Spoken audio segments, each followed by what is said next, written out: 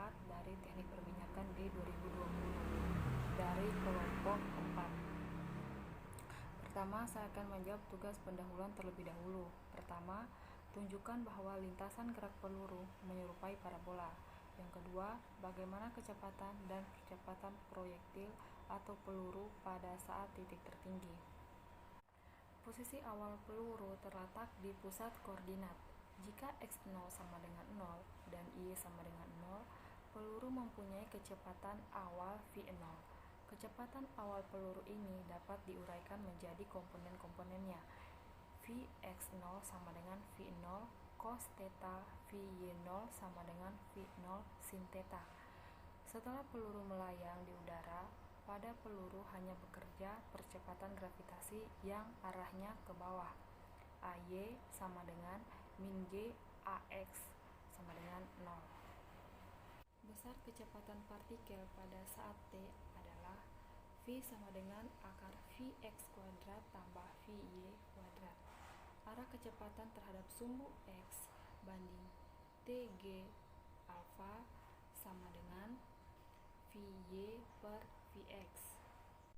Dengan mensubstitusikan T dari persamaan 3X ke persamaan 3Y akan diperoleh Y sama dengan V0 sin theta T kurang 1/2 GT kuadrat.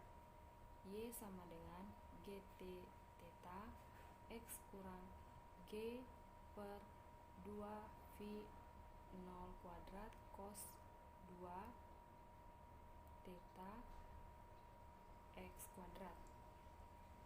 Y sama dengan AX kurang BX kuadrat.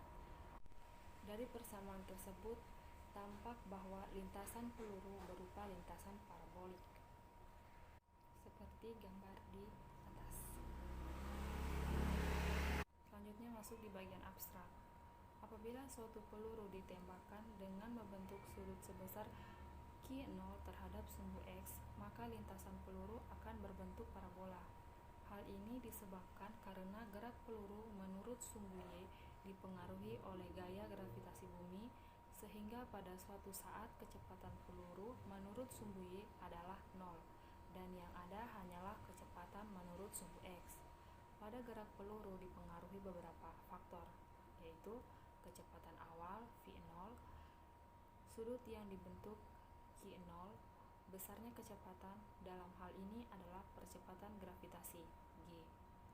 Ketiga faktor ini akan mempengaruhi kecepatan sesaat peluru di udara, jarak terhadap sumbu X, dan tinggi yang akan dapat dicapai. Bab 1 pendahuluan. 1. Latar belakang. Gerak parabola adalah gerak sebuah benda yang hanya dipengaruhi gravitasi. Dengan demikian, apabila sebuah benda dilempar, dipukul, ditendang, atau dilontar, kemudian dibiarkan dipengaruhi oleh gaya gravitasi, maka terjadilah gerak parabola. Gerak parabola ini terjadi karena dipengaruhi oleh beberapa faktor. Inilah yang kita pelajari dalam percobaan ini, dan kita akan mempelajari hubungan antara faktor-faktor yang mempengaruhi terhadap jarak yang akan ditempuh, tinggi yang akan dicapai, sehingga kita bisa menghasilkan gerak parabola ini dalam kehidupan kita sehari-hari, sehingga dapat bermanfaat bagi kehidupan kita. Nah, saat ini saya akan membahas tentang dasar teori gerak peluru, atau biasa disebut gerak proyektif. Nah, gerak proyektif ini didefinisikan sebagai gerak suatu benda yang diberi kecepatan awal, kemudian menempuh lintasan yang arah sepenuhnya dipengaruhi oleh percepatan gravitasi pada sumbu vertikal dan hambatan udara pada sumbu horizontal atau Young dan Friedman. Gerak seperti ini hanya dijumpai pada objek-objek yang ditembakkan atau dilontarkan dari tanah ke udara maupun sebaliknya. Nah, di dalam gerak peluru atau proyektif ini terdapat dua komponen, yaitu komponen vertikal dan horizontal. Dengan rumus V0 X sama dengan V0 cos sudut dan V0 Y sama dengan V0 sin sudut. Nah, seperti yang kita lihat pada gambar, komponen horizontal kecepatan peluru selalu konstan, sedangkan komponen vertikal selalu berubah. Nah, kenapa vertikal itu selalu berubah? Karena dia adanya percepatan gravitasi. Sedangkan horizontal dia tetap konstan karena tidak ada percepatan gravitasi pada arah horizontal. Nah, jika kita ambil positif ke arah X dan ke atas ke sumbu Y juga positif, maka dia akan dirumuskan menjadi Vy sama dengan V0 sin sudut kurang GT. Baik, kita akan coba yaitu metode percobaan. Peralatan yang digunakan dalam praktikum ini adalah kita akan mengklik link yang sudah disediakan. Oke, mari kita klik ya. Baik, kita ada di metode percobaannya. Yang pertama kita akan menyetingnya mulai dari 5 dulu ya. Kita tembakkan, lalu kita hitung dulu timenya 0,58 second, ranknya 2.39 m. Oke, ini yang 5. Sekarang kita setting yang 10. Oke, lalu kita tembakkan, lalu kita ukur lagi timenya 1.17 second, range-nya 9.58 m. Lalu kita ubah lagi menjadi 10 ya. Salah, 15. Kita ubah menjadi 15. Lalu kita tembakkan, kita ukur lagi di sini timenya 1.75 second, range-nya 21.55. lalu kita ulang lagi, kita setting ke 20, lalu kita tembakkan,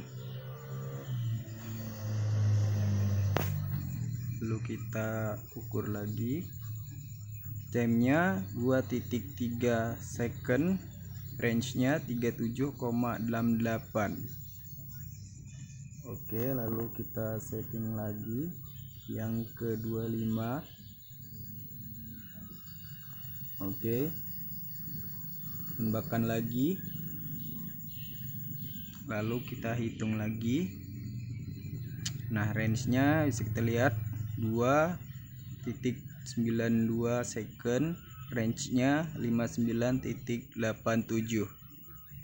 Oke, kita setting lagi yang terakhir. Oke, lalu kita tembakkan. Nah, lalu kita lihat lagi ya, timenya 3.51 second, range-nya 86.21 m. Oke, setelah ini kita akan melihat hasilnya ya. Nah, baik, ini hasil dari percobaan kita tadi. Bisa kita lihat di sini di tabel. Yang pertama ini initial speednya, yang pertama kita tes tadi mulai dari 5, timenya 0.58 per second, range-nya 2.39 m. Yang kedua kita percobaan yang ke 10, timenya 1.17 s, range-nya 9.58 m.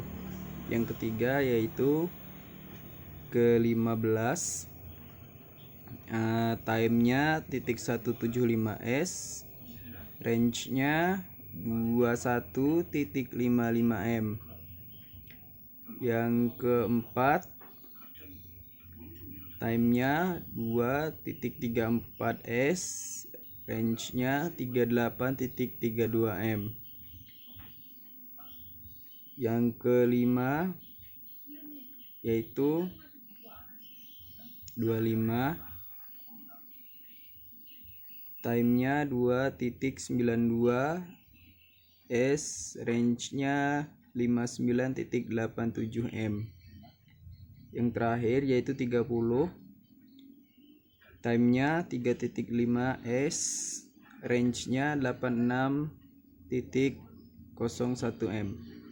Nah, itu saja yang bisa saya jelaskan. Terima kasih.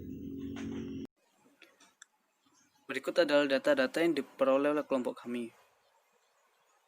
Grafik tersebut membuktikan bahwa bila kecepatan berubah, bertambah atau berkurang, maka jarak jangkau dan juga waktu tempuh akan berubah.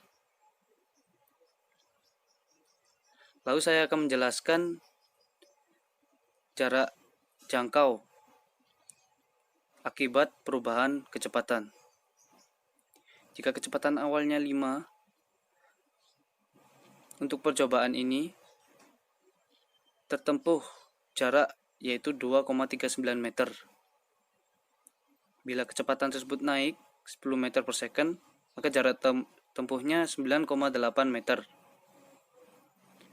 Begitupun seterusnya. Jadi, jika kecepatan berubah menjadi cepat, maka jarak jangkau tersebut menjadi panjang atau semakin jauh. Bila kecepatan tersebut berkurang, maka jarak jangkau tersebut berkurang atau semakin dekat. Lalu saya akan menjelaskan apa yang terjadi lama waktu di udara ketika kecepatan awal tersebut berubah. Pada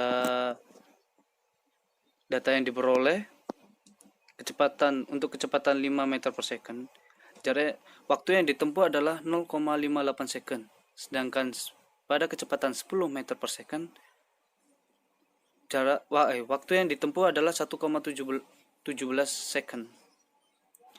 Begitupun kecepatan tersebut naik, maka dapat disimpulkan jika kecepatan awal semakin tinggi, maka maka waktu yang ditempuh semakin lama. Dan kenapa kecepatan tersebut bisa berubah? Karena pengaruh dari gravitasi bumi. Maka kecepatan tersebut tidak stabil. Misal kecepatan awal adalah 30 meter per second. Maka sesampai di titik tertinggi, maka gerak peluru di udara akan turun sesuai dengan gaya gravitasi bumi. Maka dapat disimpulkan dari dua penjelasan tersebut, gaya gravitasi bumi mempengaruhi gerak peluru di udara. Untuk peluru yang keluar dari cannon atau dari dalam percobaan kami, peluru tersebut dapat menjangkau titik tertinggi, lalu kecepatan tersebut akan menurun atau kecepatan tersebut berkurang sesampai benda tersebut jatuh ke permukaan bumi.